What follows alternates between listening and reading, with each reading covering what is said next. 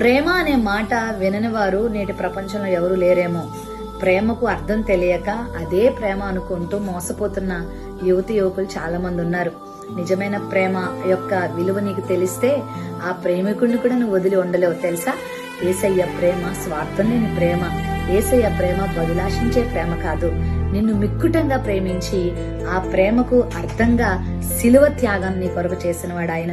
రా, యేసయ్య ప్రేమ దగ్గరకు వస్తావా? లోక ప్రేమలు నమ్ముకొని మోసపోవద్దు. మరి ప్రేమించానని చెప్పిన వాళ్ళే హాని చేస్తున్న సందర్భాలు నేటి దినాల్లో మనం చూస్తున్నాం కదా. ఈ ప్రేమ ఇంకా నీ కొరకు ఎదురు చూస్తా ఉంది, నిన్ను పిలుస్తా ఉంది. ఆ ప్రేమికుని యొక్క కౌగిలిలో చేరి ఆ ప్రేమను ఆస్వాదించి ఈ లోకంలో శాంతిని, రానున్న రోజుల్లో నిత్య జీవాన్ని కూడా నువ్వు అనుభవించు. దేవుడి మాట గురించి.